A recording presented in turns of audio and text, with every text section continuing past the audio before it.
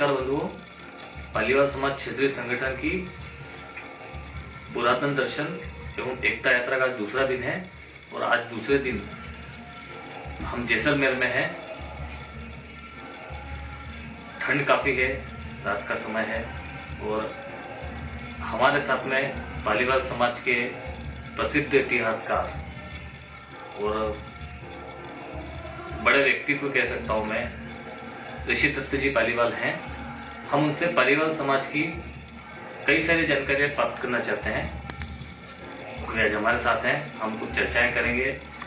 ऋषि दत्त जी पालीवाल समाज का जो इतिहास है वो लगभग कितना पुराना हो सकता है जो आपकी जानकारी में है, और पाली जैसलमेर ये जो पूरा एक जो बेल्ट है पालीवाल समाज का, इसमें एक जो कई सारी जो किंवदंतियां है प्रचलित, जो सुनने में आती कई प्रकार की, उसका थोड़ा सा जानकारी दीजिए आप। ओशिया परिहार वंश की कुलदेवी सच्चा माता। तो ओशिया जोधपुर के पास में ही मंडोर आपने सुना होगा। मंडोर में भी मंडोर राजा परिहार वंश था। एक्चुअल में उसका राज था मंडोर के पास। तो मंडोहर परिहार वंश ने सर की कविता है, वो कहते हैं भी पाली वालों को उन्होंने वो पाली गोद दी थी, दान दी थी, भेंट ब्राह्मण होने के नाते। तो फिर वहां पर पाली में जाके पालीवाल बस गए। ये बताते हैं लगभग 6ठी सदी के आसपास। अब ये मान लीजिए भी जैसे पाली के अंदर कुछ लोग गए हैं 6ठी सदी, तो 1300 साल के लगभग हो गए। ठीक है। अब ये भी कहते हैं भी कि पाली के अंदर जैन पालीवाल समाज के लोग भी आए। पालीवाल तो बाद में करे, लेकिन जैन समाज के लोग पाली में आकर बसे थे। वो बताते हैं गुजरात के पालीतना से आए हैं। और स्वाभाविक है, जैसे अभी जोधपुर, जयपुर, कोटा कोई शहर है तो उसमें कई जातियों के लोग रहते हैं। बड़ा शहर होता है, स्वाभाविक होता है। एक गांव होता है तो एक समुदाय का हो सकता है, लेकिन उसमें भी एक दो छोटी जातियां रहती है सहायक के रूप में। जैसे प्रजापति है, कुम्हार है, महाजन है, महेश्वरी है या पुजारी है। मार्स स्केल पे तो ब्राह्मण हो सकते हैं, लेकिन दूसरी जाति रहती है। वैसे ही क्या है, पाली भी आज की तरह वो पहले बड़ा शहर था। तो बड़े शहर में पालीवाल ब्राह्मण जो पहले श्री आदिगौड़ ब्राह्मण थे वो भी थे, महेश्वरी ब्राह्मण भी थे जो व्यापार का काम करते थे, वो वर्ग भी था। उसमें जैन समाज के लोग भी थे। तो इस प्रकार से वहां पर लगभग बताते हैं 1 लाख घरों की आबादी वहां पर पाली में थी। अब ये अपन वर्तमान में बात करते हैं भी जो पालीवाल लोग पूरे भारत में फैले हुए हैं। तो ये पालीवाल भारत में फैले हुए हैं, लेकिन इसमें भी कई भ्रम हैं। कोई कहता है मैं ब्राह्मण पालीवाल हूं, कोई जैन पालीवाल हूं, कोई महाजन पालीवाल हूं। तो आखिर उनके मन में एक भ्रम है और कहीं कहीं संशय है कि भी अपन आखिर पालीवाल कौन से हैं, भी अलग अलग क्यों लगाते हैं। जो कोई ब्राह्मण लिख रहा है, कोई महाजन लिख रहा है, कोई जैन लिख रहा है, तो आखिर इसके पीछे जो इतिहास है वो क्या है, वो नई पीढ़ी में एक जिज्ञासा है।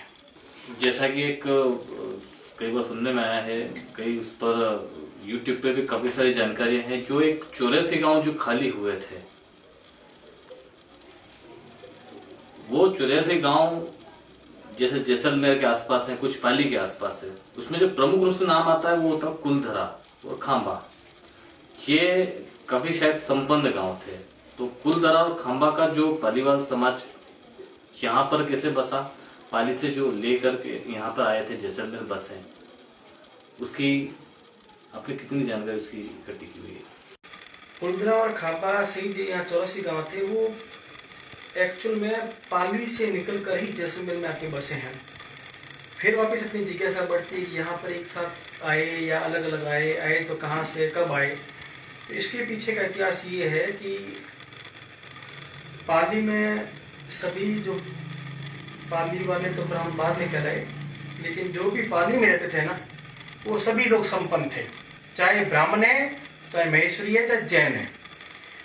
वहां पर जलालुद्दीन खिलजी करके कोई शासक था, फिरोज शाह तुगलक द्वितीय बताते हैं शायद। उसने 1291 के लगभग पाली में अटैक किया, और वो स्वाभाविक है मुगल या मुस्लिम जो शासक है, एक्चुअली तुर्क शासक थे।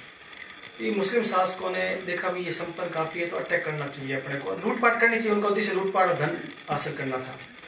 तो उसने पाली के चारों ओर काफी दिनों तक घेरा भी दिया। उस समय आस्थान राव सिंह का लड़का शासक था पाली साम्राज्य का। तो उसने पाली की जो भी जनता थी अपनी, उसको बचाने के लिए युद्ध भी किया उन्होंने से। तो उसमें वो युद्ध में मारा भी गया। फिर उनको लगा भी ये सब हिंदू लोग हैं, पवित्रता को पसंद करते हैं, और पुराने जमाने में अपने पानी का जो पीने का पानी का होता है, वो तालाब है या जो छोटे छोटे पोखर वगैरह है, कुएं ही होते थे।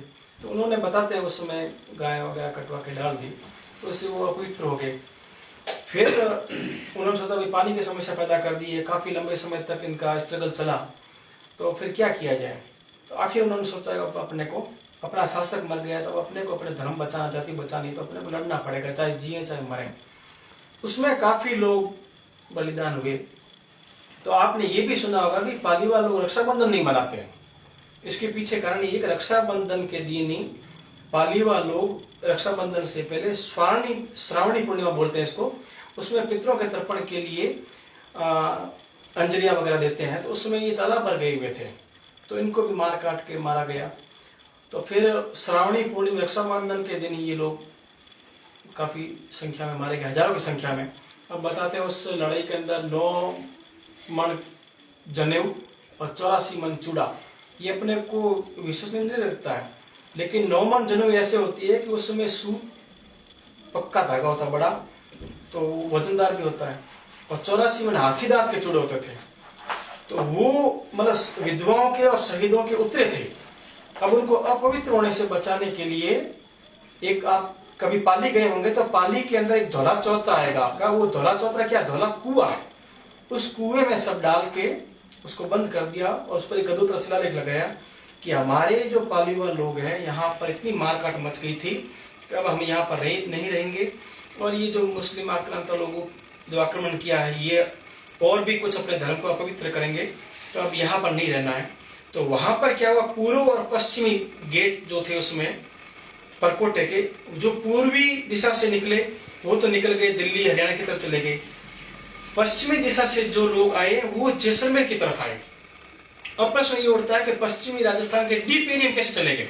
एक्चुअल में क्या, पाली में अभी ये ध्यान देने योग्य चीज ये है कि पाली में रहने वाले सभी लोग व्यापार करते थे। उनका व्यापार इराक, ईरान, अफ्रीका, मध्य एशिया तक फैला हुआ था। तो पाली से जैसलमेर होके इस तभी सिल्क रूट था। आप कभी इतिहास पढ़ना, उसमें सिल्क रूट बहुत फेमस है। तो सिल्क रूट में ऊंटों के काफिले चलते थे, वहां से मसाले लाना, सोना चांदी लाना, यहाँ से वहां ले जाना, वहां से वापस भारत की तरफ लेके आना। तो इनका ये स्थान परिचित था। तो जिस सिल्क रूट के उपयोग लेते थे जो लोग, उन लोगों ने कहा कि अपने नजदीक भी पड़ेगा, व्यापार के लिए भी, और शांत इलाका है तो कृषि वगैरह भी हो जाएगी। उस हिसाब से सीधे ये जैसलमेर की तरफ आए लोग। उन्होंने धीरे धीरे, पहले जैसलमेर में डांगरी गांव पड़ता है, वहां पर करीब 5-6 साल रहे होंगे। ये लगभग आपके 1291 में वहां लड़ाई हुई थी पाली में, 1348 बोलते हैं ईस्वी। यहाँ आकर ये जैसलमेर रह गए। फिर इन्होंने यहाँ के राजा ने भी सोचा भी पाली वाले लोग काफी रिच हैं, तो इनको कहना चाहिए भी आप यहाँ रहिए, उनको भी जरूरत रहती है आर्थिक रूप से। फिर उन्होंने यहाँ पर धीरे धीरे करते करते अपने 84 गांव बसाए। अब अपन लेते नाम कुलदरा, खाबा, ये कैसे, जैसे पाली में कुलदर, महेंद्र, शशिधर ये भाई थे। तो कुलदर नामक जो पालीवाल यहाँ पर आया था, उसने अपना कुलदरा गांव बसाया, तो उसके नाम से उसके वंशज सब कुलदर कहलाए। तो मैं कुलदर पालीवाल हूँ, तो मेरे वंशज का गांव है कुलदरा। खाबा एक हरजाल पालीवाल का है, धामट पालीवाल का, ऐसे ही 84 गांव इन पालीवालों ने यहाँ पर बसाए। जो सबसे प्रमुख थे पालीवाल, वो ब्राह्मण पालीवाल थे। इसके अलावा भी कई जातियों में पालीवाल जो सरनेम इस्तेमाल होता है, उसका कारण क्या है? अब आपने ये चीज अच्छी बताई कि अभी जो वर्तमान पूरे भारत में रहते हैं सब लोग पालीवाल लगाते हैं, लेकिन थोड़ा थोड़ा कहीं संशय रहता है। कोई ब्राह्मण है, कोई महेश्वरी होगा, कोई महाजन लगाता है, लेकिन अपना वो मूल स्थान पाली बता रहा है। कहीं कहीं इतिहास में पढ़ने के लिए आता है जैन पालीवाल भी लगा रहे हैं। तो आखिर ये चीज क्या है, वर्तमान पीढ़ी में जिज्ञासा रहती है, स्वाभाविक है। तो इसके पीछे अपन इतिहास में जाएंगे तो ये पाली में सभी कास्ट के लोग रहते थे, जैसे महेश्वरी है, जैन है, पालीवाल है, यहाँ तक कि आपको जो अनुसूचित जाति जनजाति के लोग, SC/ST के लोग हैं वो है, प्रजापत है, दर्जी है, नाई है, ये सब भी जातियों का समुदाय पाली में रहता था। तो स्वाभाविक है बड़ी जाति जब निकलेगी किसी स्थान से तो छोटी जाति अपने को असुरक्षित महसूस करती है, तो वो भी उसके साथ निकलती है। अब जो जैन धर्म के लोग थे उन्होंने भी पाली छोड़ा। इनके लोग आपको मिलेंगे पंजाब की तरफ जो जैन पल्लीवाल लगाते हैं। जो आदिगौड़, श्री आदिगौड़ जो ब्राह्मण हैं वो लोग निकले जैसलमेर की तरफ, जो 84 गांव है, वो एक्चुअल में पाली से सीधे आके यहाँ बसे थे। वो श्री आदिगौड़ पालीवाल ब्राह्मण है। अब कुछ लोग चले गए इंदौर की तरफ, हरियाणा की तरफ, राजसमंद, उदयपुर, कांकरोली। आप जैसे इधर जाएंगे आप बांसवाड़ा, डूंगरगढ़, आपके प्रतापगढ़, और ये जो बेल्ट है ना, यहाँ भी आपको पालीवाल काफी संख्या में मिलेंगे। अब पुराने समय से आज तक कम्युनिकेशन गैप के कारण ये लोग कभी मिल नहीं पाए। तो जो जहां रहते थे जिस सर्कल में, उसी सर्कल में इनकी विवाह, शादी, लेन देन जो भी था, तो वहीं सिमट कर पीढ़ियों से रह गए। तो अब जो कम्युनिकेशन गैप कम हो रहा है, संसाधन बढ़ गए सोशल मीडिया के माध्यम से, तो सब की जगह से रहती है। जैसे फेसबुक, व्हाट्सएप पे आप कहीं पढ़ेंगे तो सब लोग पालीवाल लगाते हैं, लेकिन जब वापिस परिचय में जाते हैं तो कोई और निकलता है, तो वापिस वो पूछते भी हैं। अब राजसमंद, कांकरोली में आपको, उदयपुर साइड में पालीवाल ब्राह्मण मिलेंगे, लेकिन वो त्रिवेदी लगाते हैं, द्विवेदी लगाते हैं, ओझा लगाते हैं, व्यास लगाते हैं, जोशी लगाते हैं, पुरोहित लगाते हैं। जैसलमेर की तरफ आएंगे तो कुलदर, धामट, हरजाल, सुहाम ऐसे आपको मिलेंगे, लेकिन लगाते हैं पालीवाल है, पालीवाल वो भी लगाते हैं। इंदौर की तरफ आप जाएंगे तो वो भी पालीवाल लगाते हैं, लेकिन आप डीपली जाएंगे तो वो कहेंगे मेणारिया है, नागदा है, नंदवाने है, बोहरा पालीवाल है। और इंदौर के आसपास और बांसवाड़ा, प्रतापगढ़ जाएंगे तो वो कहेंगे महाजन पालीवाल है। वापिस घूम फिर किसी जाति का आखिर माजरा क्या है, अलग क्यों लगाते हैं? अब मूल में जाए तो पीछे मोटे मोटे रूप में समझ में आता है। जिसका जो व्यापार था, जो जिस पेशे में था, उनके पूर्वजों ने उसको स्वीकार कर लिया। मैंने आपको बताया कुलधर पालीवाल क्यों होगा, हमारे पूर्वजों का नाम कुलधर था, तो उसने अपने नाम से कुलधरा बसा लिया। उसमें जातियां रहती थी दूसरी, लेकिन उसने बसा लिया तो उसके नाम से गांव हो गया। वैसे ही लग रहा है जो पीढ़ियां अपने पूर्वज निकले हैं ना, जिन्होंने जो व्यापार अपना लिया वो लगाया। अब ब्राह्मण तो ओझा भी है, लेकिन झाड़ फूंक का काम करते थे इसलिए ओझा कहलाए। पंडित क्या है, ब्राह्मण है, लेकिन पंडित का काम करते हैं। अब उदयपुर राजसमंद जाएंगे तो वो उन्होंने क्या पुरोहित स्वीकार की थी वहां के मेवाड़ राज घराने की, तो वो पुरोहित कहला गए। व्यास क्या है, व्यासपीठ जो कथावाचक होते हैं वो व्यास कहलाते हैं। जोशी जो कर्मकांड करते हैं वो जोशी। तो ऐसे ही जाति अपने कर्मकांड, अपने व्यापार, अपने व्यवसाय के पीछे पूर्वजों ने अपनी जातियां लगा दी, और आखिर मूल उन्होंने अपना पाली से उद्गम है तो पालीवाल लिख दिया। जैसा कि हम सभी जानते हैं, आपके पास में इतिहास की काफी सारी जानकारी आपने इकट्ठा की हुई है, और लगातार इस क्षेत्र में आप कोशिश करते रहते हैं कि आपको और भी नई जानकारी मिलती रहे। एक मैं जानना चाहता हूँ, जो पालीवाल महाजन समाज है, क्या इसकी आपको कभी कोई जानकारी सी लगी हाथ में, या कभी कहीं पर इसका जिक्र आया पालीवाल महाजन समाज का? बांसवाड़ा, मध्य प्रदेश, प्रतापगढ़ से आए हैं, आप कह रहे हैं महाजन पालीवाल है, तो महाजन पालीवाल कैसे और कहाँ से और महाजन क्यों लगाते हैं, तो इसके बारे में कोई अपने पास विस्तार से कोई इतिहास है नहीं। हमारे भी 75 साल पहले एक पंडित शिवनाथ जी पालीवाल निकले थे, उन्होंने खोज की, पता किया इधर से, तो इतिहास थोड़ा मिल गया हमारे को। जैसे जैन पालीवालों ने कुछ इतिहास लिखा अपने बारे में तो वो मिल गया। तो इन सभी इतिहास को मैं डिटेल से क्रॉस चेक करते हुए पढ़ रहा हूँ इसको। तो ऐसा भी नहीं कह सकता जो मैं बता रहा हूँ एकदम वो परफेक्ट है, क्योंकि इतिहास जितना पढ़ेंगे, जितना ज़्यादा पढ़ेंगे, नई नई चीज़ें सामने आपके आती रहेगी। अब मेरा प्रयास ये चल रहा है कि एक बार जो पूरे भारत में जो पालीवाल पाली से निकले, चाहे किसी भी कास्ट के हो, वो क्यों लगाते हैं, कहाँ कहाँ हैं, उनका इतिहास क्या है, तो ताकि बिखरा हुआ जो इतिहास है एक जगह आए, उसके ऊपर मेरा काम चल रहा है।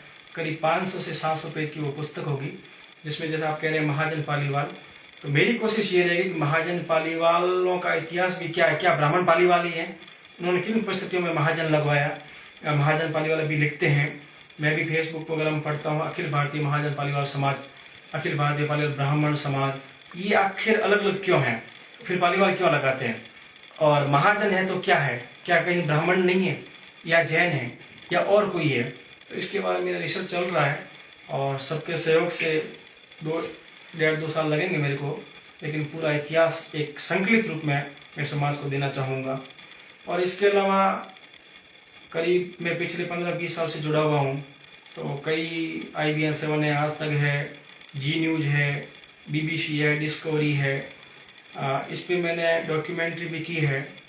और कहीं कहीं जो भ्रम था पालीवाल समाज के इतिहास के बारे में, अभी आप सुन रहे होंगे कुलदरा को भूतहा घोस्ट विलेज कहते हैं, तो मेरा को थोड़ा दर्द हुआ कि ये जो हिंदू धर्म के लोग कर्मकांडी होते हैं उसमें भी ब्राह्मण लोग, और हम स्वाभाविक रूप से ब्राह्मण हैं, तो भूत प्रेत तो हो ही नहीं सकता। हम एकदम छोड़ के गए हैं, तो उनकी आत्माएं तड़पी, तकलीफ हुई, तो उन्होंने कहा भी हम भी सुखी नहीं रहे तो हमारे गांव में कोई रहेगा तो वो भी सुखी नहीं रहेगा। और ब्राह्मण थे, तो अब देसी भाषा में आप समझ लीजिए श्राप बोलते हैं उसको, तो श्राप देके गए कि भी हम नहीं रहे तो कोई भी नहीं रहेगा। और यहाँ आबादी दूसरी थी नहीं, तो खंडर रूप में गांव पड़े रहे और वहां कोई बसा नहीं।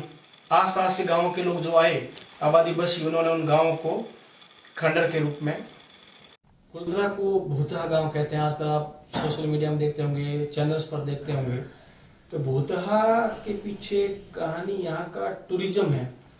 इसको जितना रहस्यमय बनाएंगे टूरिस्ट ज्यादा आएंगे, एक सामान्य खंडर देखने को कोई नहीं आएगा, तो उन्होंने इसको भूतहा कहा। तो इसके पीछे भी हमने डॉक्यूमेंट्री तैयार की कि ये भूतहा गांव नहीं है, ये खाली गांव पड़ा है, तो किसी ने अपने व्यापार बढ़ाने के लिए भूतहा इसको बना दिया है। तो ये भी हमने डॉक्यूमेंट्री बनाई। उस डॉक्यूमेंट्री में हमने इस जैसलमेर के इतिहास को भी डाला है। इससे हमको ये फायदा होगा, पूरे भारत से पालीवाल समाज के लोग कुलदरा को देखने के लिए आते हैं। यहाँ आके उनके भी होता भी आखिर कि ये गाँव कहाँ है, ये कुलदरा खाबा क्या और कहाँ से आए, तो उनको मालूम पड़ता हम पाली से आए। कोई लोग ये मानते हैं कि कुलदरा खाबा छोड़ के पाली गए थे, ये भी कुछ अज्ञानता के वश ये सामने आ रहा है। वो भी हमारे इतिहास के माध्यम से लोगों के सामने गया भी पाली से यहाँ आए, फिर यहाँ से पूरे भारत में अपन फैल गए। और कई आर्टिकल्स भी अखबार में आते रहते हैं, पुस्तकें भी हैं इतिहास के बारे में, हमारे को पढ़ना चाहिए। यहाँ के दीवान नथमल मेहता की है हिस्ट्री लिखी हुई है, उसको तवारीख बोलते हैं, जैसलमेर की तवारीख। एक नैन सिंह मोहता की तवारीख जोधपुर की है, वो भी हमारे पालीवाल समाज के इतिहास के बारे में अपने को जानकारी देते हैं। तो इन पुस्तकों को मैंने भी पढ़ा है, पर इनके माध्यम से समाज के इतिहास को सामने लाने का मैंने प्रयास किया है। आप कई वर्षों से ये पालीवाल समाज के ऊपर रिसर्च कर रहे हैं, तो इस रिसर्च को करने के पीछे आपको कहाँ से प्रेरणा मिली है, और इस रिसर्च से प्रमुख रूप से ये समाज के कितना काम आ पाया है? अब समाज को फायदा तो उनको डीपली इतिहास की जानकारी, ये जो मेरे पास कलेक्शन है उससे हुई है। तो मैंने इस इतिहास को, आजकल क्या युवा लोग हैं वो पुस्तकें कम पढ़ते हैं, तो 10 साल पहले मैंने इसकी एक ऑडियो कैसेट भी निकाली थी। पाली बसने से पाली छोड़ने, फिर जैसलमेर आने और जैसलमेर छोड़ने के इतिहास को मैंने करीब 1.5-2 घंटे का ऑडियो कैसेट वो तैयार किया था। और उसके बाद हमने DVD भी बनाई थी। ये आपको ऑडियो कैसेट बताएंगे, इसमें महापलायन लिखा हुआ है, an mass migration from Pali and Jaisalmer. DVD के जरिए इतिहास को लोगों तक पहुंचाने का प्रयास किया। इससे यही हुआ कि पूरे भारत में जहां इतिहास की कम जानकारी थी, उनको घर घर, एक तो कोई पढ़ने वाले जिज्ञासा वाला व्यक्ति पढ़ेगा, कैसेट होगी, छोटे छोटे आर्टिकल होंगे, तो पूरे घर के बच्चे भी इसको पढ़ेंगे और समाज के बारे में जानकारी प्राप्त कर पाएंगे। तो ये मैं संतुष्ट इतना हूं कि पालीवाल समाज के इतिहास की जानकारी के लिए पूरे भारत में जिज्ञासा बढ़ी है। वो पाली भी आने शुरू हो गए घूमने के लिए, जैसलमेर भी आते हैं। अब इसमें अखिल भारतीय पालीवाल ब्राह्मण संघ का भी काफी सहयोग है, अखिल राजस्थान पालीवाल ब्राह्मण संघ का भी काफी सहयोग है। उससे पहले 1995 लगभग हमने पालीवाल सांस्कृतिक धरोहर ट्रस्ट भी बनाया था, जो गणपत जी पालीवाल उसके ट्रस्टी रहे हैं। मैंने उनकी थीम थी कि अपनी जो धरोहर है उनको एक बार समाज के सामने लाया जाए, इतिहास को सामने लाया जाए। तो उसके जरिए भी समाज को काफी जानकारी मिली। और इसमें हमारा प्रयास रहता है कि भी जो भी जैसलमेर आया है उसको एक बार समाज के इतिहास से संक्षिप्त परिचित करवाया जाए, ताकि वो अपने घर तक लेके जाए समाज के इतिहास को। बंधुओं, ऋषिदत्त पालीवाल जी ने हमको काफी सारी जानकारी उपलब्ध कराई है। पालीवाल समाज क्षेत्रीय संगठन की ओर से मैं आपको हृदय से धन्यवाद करना चाहता हूँ।